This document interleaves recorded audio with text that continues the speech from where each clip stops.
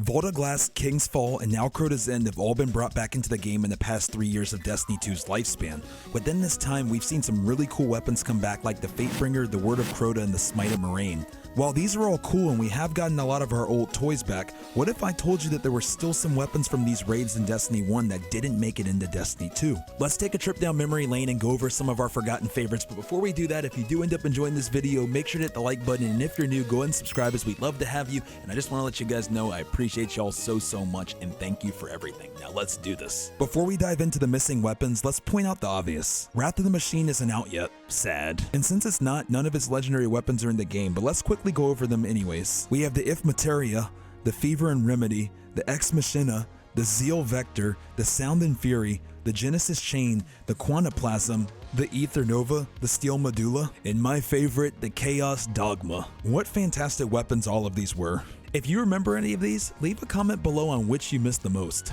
And now without any further ado, let's get into the first raid that not only started the Reprisals off, but also was the first raid in Destiny history in general, the Vault of Glass. The first weapon that didn't get to see a Destiny 2 version was the Atheon's Epilogue. Yup, Atheon returned, but unfortunately its Epilogue did not. It was a void weapon and I loved its perk, Glass Half Full, which made it where the second half of the magazine did more damage. It was a really cool weapon. I guess just not cool enough for it to return. Moving on, we have a weapon that I almost never heard get brought up when Vault of Glass Remaster was announced.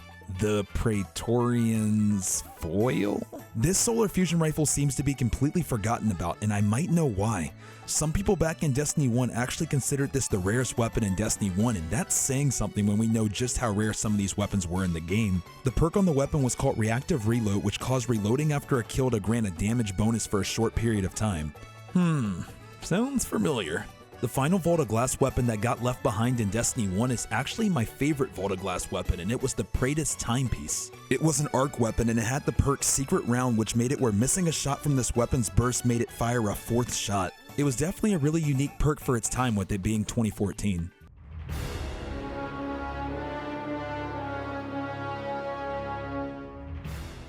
Moving on to Oryx, the father of our most recent raid boss in Destiny 2. In King's Fall, we also had 3 weapons that were left behind, and this is going to be a popular trend that you're seeing here. The weapons that were left out of this raid weren't really that iconic, so I really don't hear anybody talking about any of these. Let's start off with the Anguish of Dristan. This was an auto rifle, and it's important to note that this was the first set of primary weapons in Destiny 1 raids, and also just in general, that didn't have a void arc or solar element to them.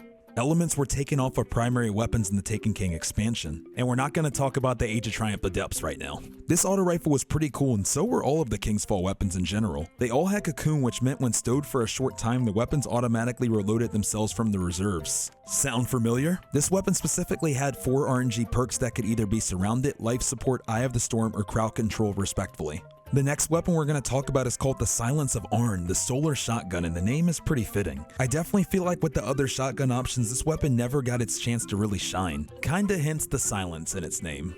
It would be really interesting to see Bungie's second chance at this weapon. The random perk it could roll with was either Life Leech, Surrounded, Army of One, or Close and/or Personal. I honestly don't really have a ton else to say about this shotgun. There were just so many other really cool King's Fall weapons that this one kinda just got overshadowed. This video is sponsored by Omni Heroes. Omni Heroes is a heroic fantasy casual strategy RPG and has received recommendations from both Google Play and the App Store. The fantastically designed Valkyries and synergy system make the game super fun to play. Starting September 29th, Omni Heroes has a new event going on called the Echoes of the Deep. It brings with it a chilling underwater adventure with a newly introduced event map with 3 challenging levels and a new formidable boss that brings with it even cooler rewards. By logging in continuously during the event, players can unlock the glorious Valkyrie Marina for free. Dorabella and Ayushta are also getting some cool new skins that are not just stylish, but also have unique skills as well. Download Omni Heroes using my link and you can claim a free Valkyrie hero and also get a stunning new skin. But that's not even all. The Omni Heroes 777 summoning event is still in full swing, meaning that new players can claim up to 777 pulls and secure a minimum of 5 legendary heroes. Thank you so much again to Omni Heroes for sponsoring this video, and now let's get back into the raid weapons. Finally, we have the Alulim's Frenzy, the Void Rocket Launcher. Once again, this was a weapon that I didn't really think was too bad, but really just 2 things happened. 1, the Quilm's Terminus was just too good. This was my favorite LMG in general if we're talking about legendary LMGs. And 2, rocket launchers just had too much to live up to with Gjallarhorn and Hunger of Crota. Even with those weapons being sunset and taken king, no other rocket felt anywhere near the bar that was set in Destiny 1 Year 1. You don't have a Gjallarhorn? Oh, I got it! Yeah, I got it! Yes! Yeah! Oh my god! It would have been really cool to see this weapon get the Apex Predator Destiny 2 treatment if it was to have returned. Its 4 random perks were Tripod, Cluster Bombs, Army of One, and Tracking.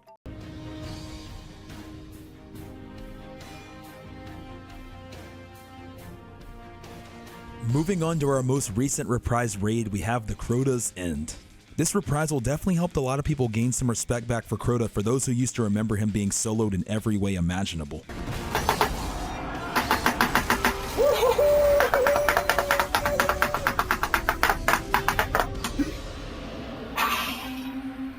Fun fact, did you know that only 12 teams beat Crota in the first 24 hours in Destiny 1? Anyways, we once again have 3 weapons that didn't return to Destiny 2, and I know there are a couple major weapons here that a lot of people were sad didn't make it into our game now. Let's start with the best of all of the weapons that didn't return. The one that you know that I'm about to say. It was literally game-breaking. The light in the abyss? Just kidding, I've actually heard no one ever say I really wish Bungie brought back the light in the abyss. Regardless, let's talk about this arc fusion rifle. It had a pretty cool perk called Skip Rounds. This perk read that the ceramic jacketed rounds ricochet on hard surfaces. Their extreme density lets you carry more rounds in the reserves. This also added more mass, which slowed down the weapon's handling. This was a really fun gun to mess around with, and it also had crowd control and hipfire. Now let's actually move on to the popular weapons, starting with the Hunger of Crota. This rocket launcher was literally the only other way to get into an LFG fire team if you didn't have Gjallarhorn. So basically, this rocket was the savior for those of us who had terrible RNG. The rocket had tracking and cluster bombs, which was basically Wolfpack Rounds Jr. Bungie probably left this weapon in the past because it really already got its time to shine in Destiny 1. Any weapon that can get compared to the best weapon in the history of Destiny should really be saying something. And finally, the last weapon on our list, the one you've been waiting for, is the Whisper of the Worm. I mean, the Black Spindle. I mean, the Black Hammer. The originator of it all. This is where everything all began. One of the best weapons in the history of our game. We all knew this weapon would not return as it would make Whisper of the Worm completely irrelevant. Its original White Nail perk made it where if you hit 3 precision shots, you got 3 shots back into the mag, but not from reserves, but from thin air effectively, meaning if you never missed, you could shoot forever.